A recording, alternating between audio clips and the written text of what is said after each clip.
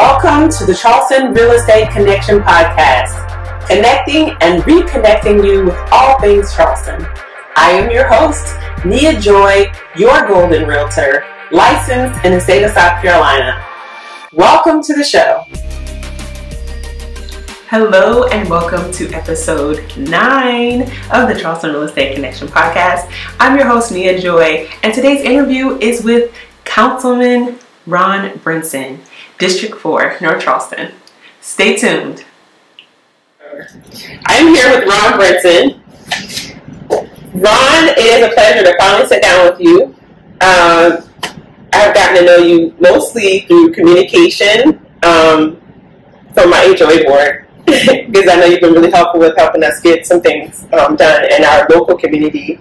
But I really wanted to sit down with you today to kind of get to know more about the county's plans and how you're going to help, how you have been advocating to get things done for us and being a public service. I just want to thank you for your public service because I know that that's a very tough job that you have. But more than anything, you definitely help get some things done. So welcome to my podcast today. Thank you for having me. Welcome to City Hall. Thank you. This is my first interview here. I'm excited. So tell me, Ron, somewhat about yourself. Tell me your connection to Charleston. Well, I was born and raised here. Spent most of my college days in an apprenticeship college program. Okay. At the newspaper. My first career was in journalism. Okay. And then I was recruited to the Public Port Authority industry. Okay. I worked for a couple of years for our governor. In 1979, I went to Washington to head up the American Association of Port Authorities. We represented all of the major ports in the Western Hemisphere and all of them in the United States. That's interesting. And then I was recruited to New Orleans, where I was the CEO of Port of New Orleans for 16 years. Wow. And back in 2002, my wife and I decided it was time to come home to Charleston. And I have 3 sons, so here we are. Yeah. Here you are. And I think a lot of people may have forgotten about, or for those who are new to Charleston, being a part of the paper, that's a pretty big deal. I mean, that's a cornerstone here in Charleston, the Post and Courier. Wow, so a lot of time with the Port Authority and ports. So what brought you to being a public servant here for Dorchester County? Well, we, you and I, yes, we live in one of the fastest growing parts of our state. Indeed. And back in 2010, I had served 2 terms as president of our homeowners association. Something your husbands were very involved in. Yes, very much so. And we, because of the census-based adjustments, we had an open seat on city council, and the mayor asked if I would be interested in running. The city had some issues with the railroads and with the port. I thought I could be helpful with that. Okay. And here I am beginning my 3rd term. Third term. So you said you started around what year? My first election was in 2011. 2011, okay. We serve 4-year terms. 4-year terms. Our elections are nonpartisan. It's not about Republicans. It's not about Democrats. It's all about trying to make the city relevant to its constituents. Thank you. That was so well put, because that was going to be my follow-up question about it, about what you do, because like me and many other people, it's so easy to get it confused with being a politician versus being a public servant. Right. We like to make that distinction because if we do this right, we're communicating with our constituents every day. And it could be about a missing garbage can, or it could be about a police or a fire issue. This position, city councilman, really does connect you to how functionally important the city is to its residents. Yes, indeed. And I think a lot of people forget that the city of North Charleston crosses over into Dorchester County. And so I'm pretty sure you get that often from people who may not be as familiar with the county lines and how that works. That's an interesting point, and very definitely a part of the dynamics that are framing our city now. Mm-hmm. When I grew up in North Charleston a long time ago, it was not a city. We called it the North Area. It was unincorporated. Uh-huh. And its activity was centered around the Park Circle area. Okay. Today our city is the third largest in the state. Yes. Probably the fastest growing. And we have 30,000 residents living in Dorchester County. Wow. And the equations mm-hmm. between Dorchester County and Charleston County are so very different. Mm-hmm. And so we have to represent them accordingly. Definitely. Yeah. Definitely. That about how many people would you say, as far as you representing? I know you're being an elected official. How many of those residents do you help or do you engage with of that 30,000? Well, about half of those folks are in my district. I also have some who live in Charleston County. Okay. I engage with them. You know, each councilman has his own style. Mm-hmm. A lot use the indirect medium of social media, right, in all of its various forms. Yes. I try to maintain a more direct contact through personal emails. Mm-hmm. We have a newsletter that goes out as an email blast periodically. Okay. Folks are encouraged to contact me directly anytime they need anything, and I'll try to respond. You know. That's pretty amazing. I know you are pretty responsive, and just for our neighborhood alone, that's my personal experience. Again, working with my husband, who's the former HOA president of our community. As far as some of the plans for the Dorchester, Charleston County area that you represent, what are some of the things that you're working on this year to help be an advocate for the citizens?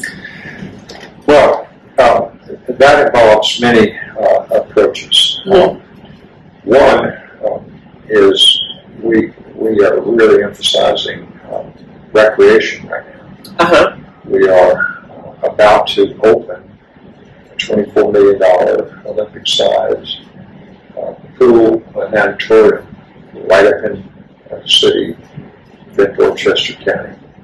That's pretty amazing. It's going to be state-of-the-art, something very, very special. The mayor's talking about putting a senior center out there. Okay. We already have the Westcott ballparks. Right. So recreation is a big deal. Okay. At the same time, we're having to deal with the day-to-day, hour-to-hour, hand-to-hand combat of dealing with the impacts of growth, primarily increased traffic. Yes. Our roadways are just not designed or conditioned to handle the increase in the volumes of vehicular traffic, whether you're talking about Winchester Boulevard, just got paved. Mm-hmm. Which I love it. And your husband was a key to that. Yeah, absolutely. He was awesome.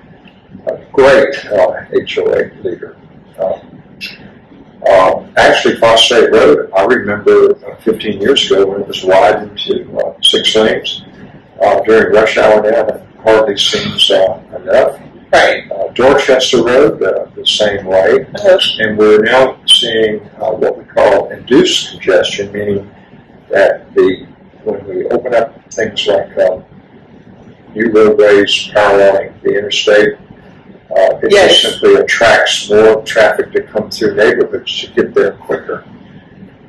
We're going to be looking, Charleston County is planning a new flyover of actually phosphate and Department of Commerce, which will improve traffic flows on both of those arterial roadways, Department of Commerce Parkway and Ashley Phosphate.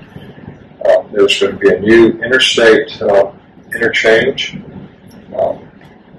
right above Northwood Shopping Center. Okay. About it. Well, between Northwoods and the Trident Hospital, yeah, it's the best way to describe it. Oh wow! So that way you can just kind of be directly going. It's almost like I know we don't have HOV lanes here, but it's essentially like a direct lane to where you're going. So another thing we're working on is I don't understand why we don't have HOV lanes. Yes. Long-term goal, perhaps. I would hope it would be a short-term goal, like day after tomorrow, because it's just incredible that we haven't done it. And apparently DOT has some reasons for it. Okay. Mayor and I were just talking about that this morning. Okay. Yeah. That's very interesting. I know it's so often, I know with me, the older I get and the fact that our kids are in school, I'm getting more involved in asking questions and knowing which questions to ask and learning who to ask them to. Your constituents, when they get in touch with you, I know do you have a team that helps you with these communications? Like, how does that work? Because you're talking about a newsletter and getting information out. How does that work? Well, these days it works by turning on the computer as soon as I open my eyes. Because I feel very strongly that, I guess this goes back to my training as a journalist, that if we can't do anything else as elected officials, we can communicate, try to let people know what's going on. And usually we have such a great response from the mayor's office and his entire team. Usually I can just relay requests for services. Okay. Over the last 6 months, we've been trying to figure out how to improve traffic flows down Patriot Boulevard in front of the Joe High School, for example. Yes. And it included putting in 2 new stoplights. And then as soon as you put stoplights in, they have to be calibrated. And every time they're calibrated, folks are saying, well, wait a minute, there's something different about this. So we have to help each other through these new norms. But this growth is not going away. Correct. We have a net population increase every day in Greater Charleston of 41. It's 41. And most days I think that all 41 are in the upper Dorchester car. It feels that way. I engage with the public all the time, and I ask them about, pros and cons of Columbia versus Charleston and traffic, and everybody's like, oh, we're full. But it has a lot to do with the infrastructure based on what you're saying, and as well as putting things in place. We obviously are growing at a rate that we didn't predict. That's true. And there's another very interesting dynamic for our part of the city, and that is the quality of public schools. Yes. And Dorchester District 2 has outstanding schools. Charleston County's got very fast improving schools. Definitely. So folks tend to choose, to make home decisions based on quality of schools and traffic. Yes. And so that's one reason that we have become sort of ground zero for having to deal with a lot of this growth. Our schools are just really good. Yes, I noticed too, just particularly in the Windsor Hill area, we have some apartments coming. We have Windsor Hill Elementary, and you're having some crowding. Of course, it's going to happen with every school because it's growing. As far as the schools and traffic, one of my things that I've always been curious about is these lights. You brought up something earlier, the lights and the traffic. You mentioned the calibration, which I think a lot of people don't know anything about, and so we get frustrated with traffic because of the calibration. But also the syncing of lights. Like, obviously, during, Rivers Avenue may have the lights synced because it's much widely used road. However, you have places like Ashley Phosphate. It's a huge vein in our area. The syncing of lights between there, Dorchester, road. How does that work? Is that something that we could possibly get at some point? Well, there are state roads, and then there are local roads. Okay. Actually, Phosphate, Dorchester, and even Rivers Mm-hmm. are South Carolina Department of Transportation Right. roadways. SCDOT has fairly elaborate systems for syncing these lights Okay. to relate to high volume use hours, otherwise known as rush hours. Okay. And sometimes it is confusing to motorists because you'll sit at a light and all of a sudden off you go. Yes. It's satellite controlled.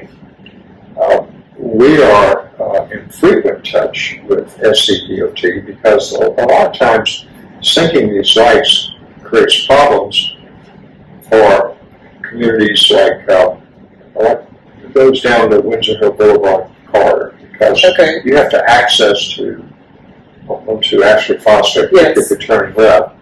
And if they don't give you enough time, those cars can stack 10, 15, 20, Indeed. 30 deep, and you might end up having to wait 2 or 3 light changes. Yes. So we're always asking them to be mindful of that.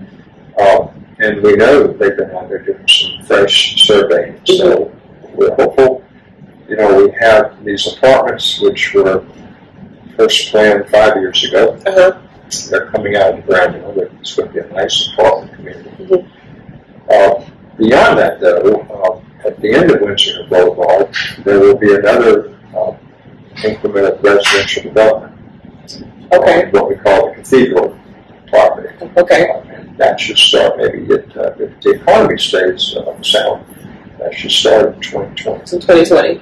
And I think it will be very complementary to the Indigo Palms neighborhood, which is a really nice neighborhood. It is.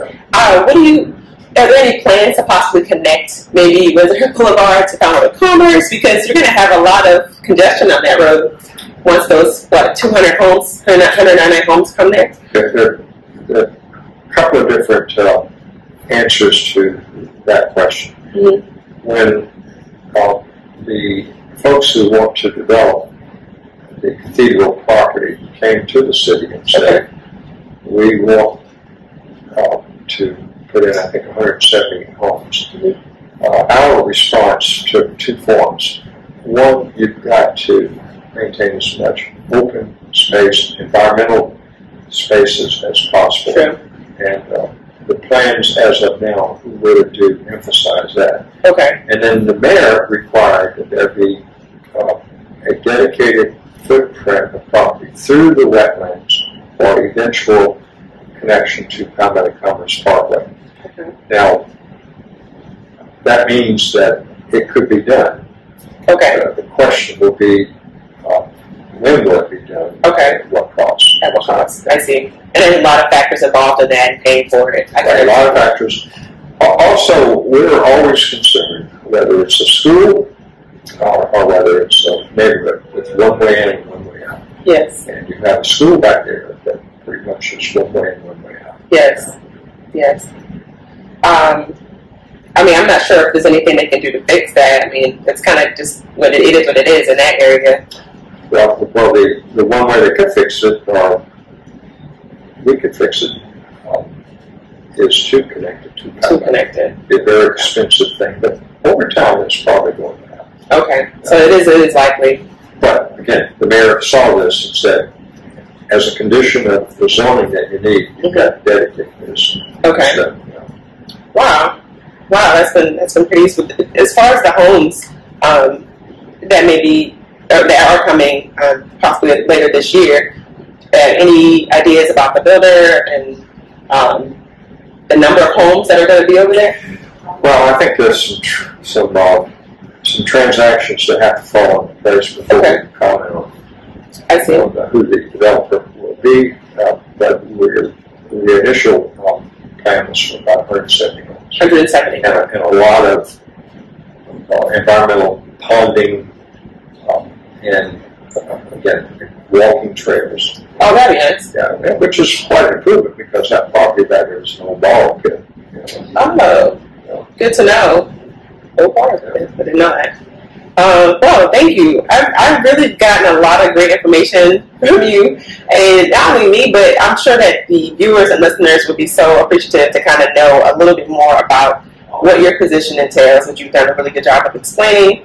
If people want to reach you or contact you, how would they do that? All they have to do is send me that email. It's rbrin, real simple, RBRIN, AOL.com.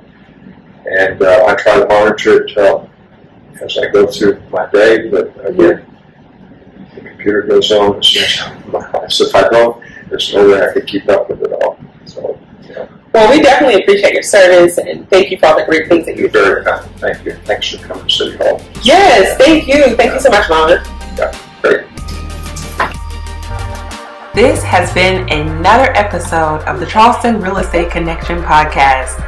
You can find us on our website at charlestonreconnection.com. That's charlestonreconnection.com.